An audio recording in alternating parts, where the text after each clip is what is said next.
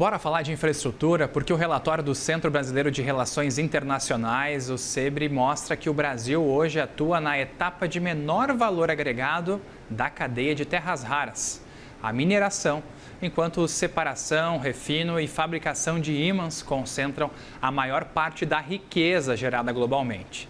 Esse documento argumenta que a vantagem geológica sozinha não garante um posicionamento estratégico. Para entendermos melhor esse cenário, bora conversar com o Gustavo Roque, colunista da CNN Infra. Gustavo, uma boa tarde para você, bem-vindo. Boa tarde, Estevam. Boa tarde a todos que nos assistem. Prazer ter você aqui no nosso estúdio. Você viu, né, gente? Nosso estúdio hoje está cheio. É assim que a gente gosta, casa cheia para falar de coisa boa. Eu ofereci para o Gustavo uma água, mas um vinho ele ficou só na água aqui, antes não deu. Brincadeira, Gustavo, mas vamos começar a nossa conversa aí. Ontem tivemos, inclusive, um evento muito importante aqui em São Paulo, que discutiu um pouco disso. Que insights que foram trazidos dessa cobertura e de fatos que são importantes para a gente valorizar um pouco mais essa área também? Estevam, eu acho que o evento de ontem ele conectou bastante com o que o relatório final do CEBRI vem apontando, que é a preocupação e o objetivo em gerar um maior valor agregado na cadeia da mineração, indo além do que o relatório aponta, que é basicamente uma estratégia, uma proposta de estratégia para as terras raras. O estudo, eu até acho que ele poderia ter ampliado um pouco o olhado para minerais críticos como um todo. Afinal de contas, a gente tem o cobre, que tem uma relação que também precisa gerar valor ao longo da sua cadeia, que é um desafio que o Brasil enfrenta há alguns tempos. Mas isso foi bastante pontuado ontem, falando como que o Brasil precisa desenhar essa estratégia para ampliar esse valor. E foi interessante que você trouxe na abertura, né, que o Brasil ele ainda não captura o maior valor agregado. E eu gosto dessa abordagem porque ela traz uma nova narrativa que, diferente do que parece que a gente não agrega valor nenhum, né? É que no momento atual a gente está numa fase da cadeia que talvez a gente capture aquela fase com o menor valor, o que não quer dizer que não há um valor sendo capturado na mineração hoje no Brasil, né? Bom, e o que pode ser feito para que esse valor agregado chegue, que exista isso então, Gustavo? O estudo ele traz uma série de lacunas e gargalos que precisam ser tratados. Eu vou até fazer um parênteses aqui, Estevam. Quem vem nos acompanhando aqui toda semana vai ver que o que nós temos trazido de análise está muito alinhado com o que esse relatório final trouxe. E dentro dessas lacunas tem uma ampliação do entendimento geológico da cadeia. Hoje a gente fala aí de 25% a 30%. Ontem no CNN Talks, o presidente do SGB até falou que das províncias minerais isso chega a 44%, mas mesmo 44% a gente mostra que ainda tem um universo de ampliação desse conhecimento. Vamos falar de capital intelectual, nós precisamos desenvolver isso, principalmente quando a gente olha para a China, o que a China tem feito para desenvolver pesquisadores e profissionais relacionados. A gente vai ter toda uma base industrial que precisa ser desenvolvida ainda para poder capturar esse valor, porque não adianta também desejarmos uma estratégia ou desejarmos uma ambição se a infraestrutura para fazer e capturar esse valor não estiver pronta.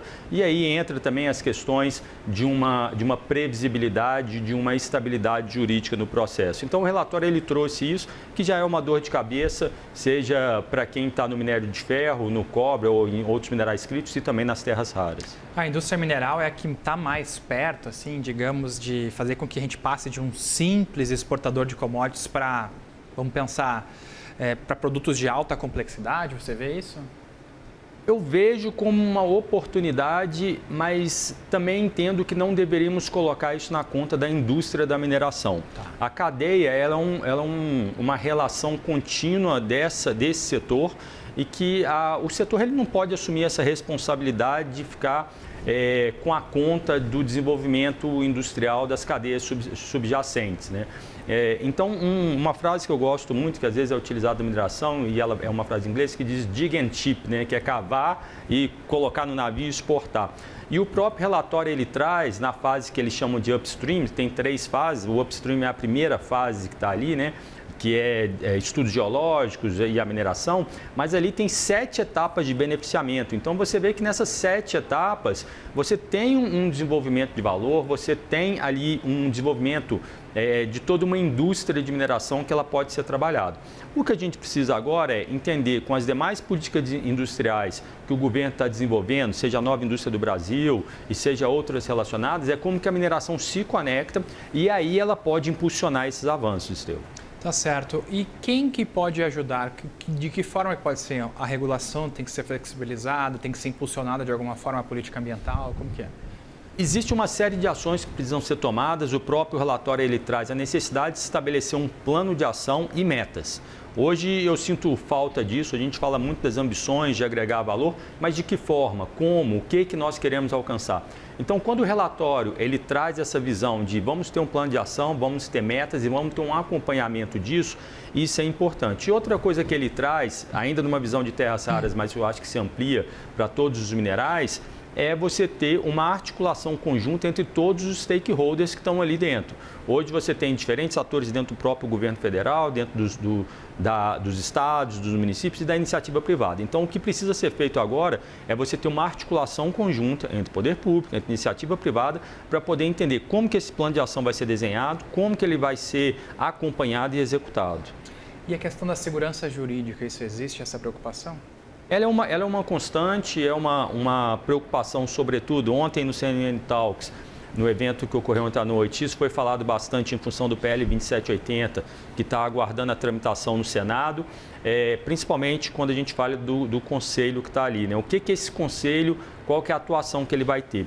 Mas ainda no relatório tem um ponto interessante que ele traz o histórico de marcos legais da mineração e são 23 normativos desde 1968. E isso porque ele não abriu no nível estadual e no nível municipal. Então você imagina para quem está operando um projeto de mineração ter que lidar com todo esse arcabouço de normativos que tem e ainda alguns deles sem a previsibilidade de saber quando que o órgão delibera, quando que não delibera, quais são os entendimentos e quais são as equalizações de uma decisão de um técnico que está em campo, por exemplo. Então isso é que o setor tem trabalhado e tem solicitado muito ao governo, nas suas diferentes esferas, que a gente tenha um pouco mais de previsibilidade para que o investidor se sinta confiável de entender quando que ele vai ter o retorno do seu capital. Gustavo Roque, colunista da CNN Infra, muito obrigado pela visita por aqui e por esses destaques importantes dessa cadeia toda que envolve as terras raras, que é o assunto do momento, né? Exatamente, esse assunto eu acho que ele continua quente durante um bom tempo, viu, Estevão? Vamos lá, temos que ganhar protagonismo como brasileiros aí também, né? Exatamente. Um abraço, até uma próxima. Boa tarde a todos, um abraço.